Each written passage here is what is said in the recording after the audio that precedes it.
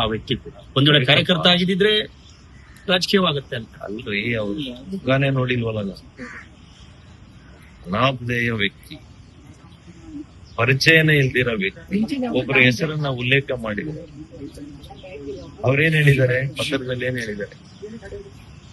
ಅವ್ರ್ಯಾರೋ ಮಂಜುನಾಥ್ಗೆ ಮತ್ತು ನಾಗೇಶ್ಗೆ ಹಣ ಕೊಟ್ಟೆ ಅಂತ ಹೇಳಿ. ಸುಧಾಕರ್ ಈ ಕಾರಣ ಅಂತಾರೆ ಕೊಟ್ಟಿದ್ದಾರೆ. ಅಲ್ಲಿ ಸುಧಾಕರ್ ಭೇಟಿ ಮಾಡಿದ್ದಾರೆ.